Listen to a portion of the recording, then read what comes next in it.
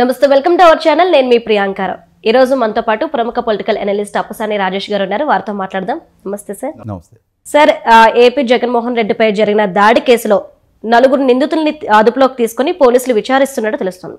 అయితే ఇదే నేపథ్యంలో 5 ఏళ్ల క్రితం కోడికత్తి కేసులో శ్రీను విషయంలో ఏం జరిగింది అనేది అందరికీ తెలుసు. ఇప్పుడుకొచ్చి ఆయనకి బెయిల్ అనేది లేదు. మరి మళ్ళీ సేమ్ సీన్ రీక్రియేట్ చేస్తున్నారా ఈ 4 నిందితులతో? ఇక్కడ ఒక వాస్తవ పరిస్థితి ఏంటి అంటే, ఓ సంఘటన జరిగింది. ఆ సంఘటనకు సంబంధించి సాక్ష్యాధారాల ప్రాతిపదికగా అనుమానితుల్ని అదుపులోకి తీసుకొని విచారించే హక్కు పోలీస్ డిపార్ట్మెంట్కి ఉంటుంది. వాళ్ళ విచారణని మనం ముందే తప్పుపట్టలేం. కాకపోతే ఇక్కడ దోషులుగా ఎవరిని నిర్ధారించబోతున్నారు, వాళ్ళ పాత్ర ఏంటి, ఇక్కడ జరుగుతున్నది ఏంటి?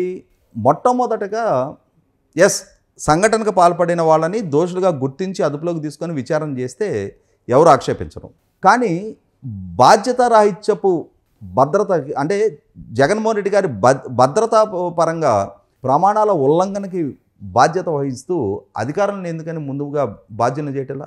మొట్టమొదటిగా ఆ ఉల్లంఘనకు పాల్పడిన కన్సర్న్ అధికారుల్ని శాక్ చేస్తే ప్రభుత్వం చిత్తశుద్ధితోటి, అంటే ఏ స్థాయిలో ఉల్లంఘనకు పాల్పడినా అందరినీ పారదర్శకంగా మేము అకౌంటబుల్ చేస్తామని చెప్పని ప్రభుత్వం పారదర్శకంగా విచారణ జరుపుతుందని చెప్పని మనం భావించడానికి ఆస్కారం ఉంటుంది.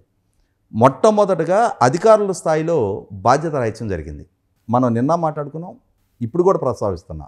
జగన్మోహన్ రెడ్డి గారు స్వయంగా మేమంతా సిద్ధం సభల్లో ర్యాంప్ వాక్ చేయడానికి 6 గంటలు దాటిన తర్వాత చీకటి పడుతుంది కాబట్టి నా భద్రతా సిబ్బంది నన్ను ర్యాంప్ వాక్ చేయడానికి అనుమతించట్లేదు కాబట్టి నేను ర్యాంప్ వాక్ చేయటం లేదు, మన్నించండి అని చెప్పని ప్రజలని వేడుకున్నారు. అంటే కేవలం 6 గంటలకే చీకటి పడుతుంది అని చెప్పని ఆయన ర్యాంప్ వాక్కే అనుమతించని భద్రతా సిబ్బంది చీకటి పడిన తర్వాత ఓపెన్ టాప్ బస్సు మీద కరెంటు లేని సమయంలో ఆయన ఎట్లా రోడ్ షో చేయనిచ్చారు? మొట్టమొదట అంటే ఆయన భద్రతని ఉల్లంఘించి ఆయన్ని ప్రజలకు ఎక్స్పోజ్ చేసింది. ఇవాళ సంఘ విద్రోహ శక్తులు ఆయన మీద దాడి చెయ్యటానికి ప్రేరేపించింది, ఆ విధంగా ఆయన ఎక్స్పోజ్ చేసింది ఇవాళ అధికారులు కదా, ఇదే భద్రతా విభాగం కదా.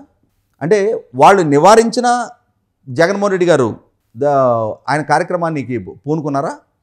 సరే పూనుకున్నారు.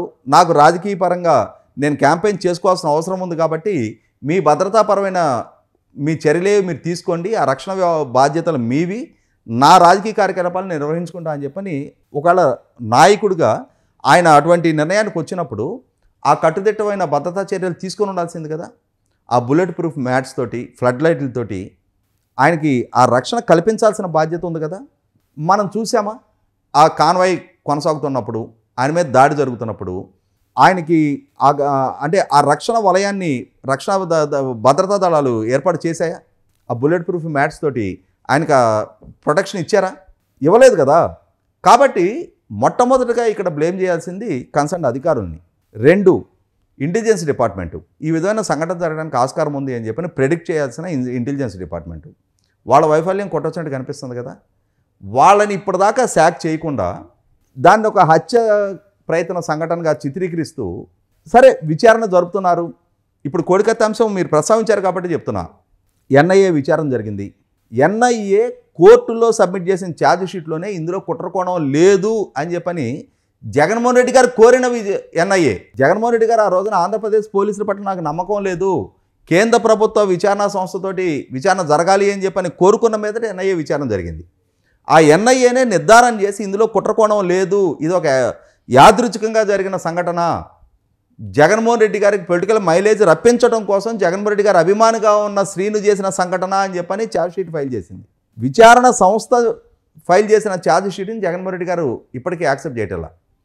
కోర్టుకు వచ్చి బాధితుడిగా తనకు వాంగ్మూలం ఇవ్వడానికి సహకరించకుండా 5 సంవత్సరాల పాటు విచారణకు సహకరించిన నేపథ్యం చివరికి ఆ బాధితుడిగా ఉన్న అంటే అక్యూజ్డ్గా ఉన్న శ్రీనివాస్కి మన గౌరవ హైకోర్టు బెయిల్ ఇవ్వడం జరిగింది. అంటే ఇక్కడ ఆ రోజు బాధితుడిగా ఫైల్ చేసిన జగన్మోహన్ రెడ్డి గారు, కేసు ఫైల్ చేసిన జగన్మోహన్ రెడ్డి గారు తను ఫైల్ చేసిన కేసుకు సంబంధించి తానే విచారణకు సహకరించకపోవటం. ఇప్పుడు కూడా ఎన్నికలు సమీపిస్తున్నాయి, ఎమోషన్స్ ఫ్లేరప్ చేయాలి, సానుభూతి రప్పించుకోవాలి, ప్రజల్లో దీన్ని ఒక అంశంగా చర్చనీయాంశం చేయాలి, తద్వారా ఓట్లు దండుకోవాలి. ఇది ఎజెండాగా నడుస్తుంది తప్ప నిజంగా చిత్తశుద్ధితోటి ఇందులో అసలు సిసలు సూతదారులు ఎవరు పాతదారులు ఎవరు అని చెప్పని నిగ్గుదేల్చే ప్రాతిపదికగా విచారణ జరగదు. ఎందుకంటే ఆ నేపథ్యం మన కళ్ళ ముందు కనిపిస్తూ ఉంది. జలపల్లి శ్రీనివాస్ ఎలియాస్ కోడికత్తి శ్రీని ఎట్లయితే 5 సంవత్సరాల పాటు జైల్లో మగ్గాడో, రేపటి రోజున ఇందులో అక్యూజ్డ్గా ఎవరిని నిర్ధారిస్తారో ఆ నిర్ధారించడానికి కావాల్సిన సాంకేతికపరమైన ప్రామాణికాలు ఉండి తీరాలి. ఎవరో ఒకళ్ళని అక్కడ రౌడీ షీటర్లని బలిపశువులుగా మారిస్తే గతంలో చూసాం మనం. ఆయేషా మీరా హత్య జరిగిన సందర్భంగా వీళ్ళ నాయన ముఖ్యమంత్రిగా ఉన్న రోజుల్లో ఆ హత్య ఒక సంచలనం. ఆ రోజు రాష్ట్ర వ్యాప్తంగా ఒక వర్కింగ్ ఉమెన్స్ హాస్టల్లో పాలిటెక్నిక్ చదువుతుంది అనుకుంటా ఆ అమ్మాయిని అత్యాచారం చేసి హత్య చేస్తే ఆ హత్య కేసులో సత్యం బాబు అని చెప్పని ఒక కుర్రాన్ని బుక్ చేసి 8 సంవత్సరాలు అతను జైల్లో ఉన్న తర్వాత అతను నిర్దోషి అని చెప్పని కోర్టు తీర్పు ఇవ్వడం జరిగింది. అతనికి ఈ సంఘటనతో సంబంధం లేదు అని చెప్పని 8 సంవత్సరాలు అతని విలువైన జీవితం వృధా. అతని అనారోగ్యం పాలు, ఆ కుటుంబం అనుభవించిన మానసిక వేదన నేపథ్యంలో గౌరవ కోర్టు అతనికి నష్టపరిహారం ఇవ్వండి అని చెప్పని ప్రభుత్వాన్ని ఆదేశించింది. అంటే డబ్బు రూపంగా నష్టపరిహారం ఇస్తారు సరే, ఆ కుటుంబం అనుభవించిన మానసిక వేదన, చెయ్యని నేరానికి దోషిగా విచారణ సంస్థల చేత వేధింపులకు గురయ్యి అవమానాలకు గురయ్యి ఒక అమాయకురాల్ని హత్య చేసిన దోషిగా చిత్రీకరణ జరుగుతా అతను అనుభవించిన మానసిక క్షోభ. ఇవాళ జలపల్లి శ్రీనివాస్, ఈ శ్రీనివాస్ కేసు విషయంలో కూడా అడ్వకేట్ సలీం చాలా అనుమానాలు లేవనెత్తా ఉన్నాడు. శ్రీనివాసు అతను ఆ క్యాంటీన్లో పనిచేస్తున్న వర్కర్గా అతను అథెంటిక్ పాస్ తోటి అతను లోపలికి ఎంట్రీ దొరికింది అతనికి. కానీ ఆ కోడికత్తు ఆయుధం ఎవరి దగ్గర అయితే ఉందో మజ్జి శ్రీనివాస్ అలియా చిన్న శ్రీనివాస్, బొత్స సత్యనారాయణ గారి మేనలుడు, ప్రస్తుతం విశాఖపట్నం జిల్లా పరిషత్ చైర్మన్గా ఉన్నాడు. అతను ఏ పాసు లేకుండా విఐపి లాంజ్లోకి వచ్చాడు. ఎలా వచ్చాడు అతను అనుమతించింది ఎవరు, ఏ అధికారంతో అతను విఐపి లాంజ్లోకి రాగలిగాడు? ఈ ప్రశ్నలకు సమాధానాలు లేవు ఇప్పటిదాకా. జగన్మోహన్ రెడ్డి గారు కోర్టుకు వస్తే సంఘటన జరిగినప్పుడు సర్కమ్స్టాన్షియల్ ఎవిడెన్సెస్ అంటే ఆ సంఘటనకి బాధ్యులైన అక్కడ సంఘటనలో ఇన్వాల్వ్ అయిన అన్ని ప్రాపర్టీసు విచారణ సంస్థకు అప్పచెప్పాలి. కానీ ఆ కోడికత్తిని మరుసటి రోజు దాకా ఆ శ్రీనివాస్ దగ్గర ఎందుకు అట్టి పెట్టుకున్నాడు? చిన్ని శ్రీని దగ్గర. ఈ అంశాలకి ఖచ్చితంగా వివరణ ఇచ్చి తీరాలి. ఈ అంశాలను చర్చనీయాంశం కాకుండా కోర్టుకు వచ్చిన పక్షంలో ఇవన్నీ చర్చనీయాంశంగా మారతాయి. కాబట్టి వీటికి వివరణ ఇవ్వలేని పరిస్థితుల్లోనే జగన్మోహన్ రెడ్డి గారు విచారణకు సహకరించట్లేదు అని చెప్పని ఇప్పుడు ప్రజల్లో చాలా అనుమానాలు ఉన్నాయి.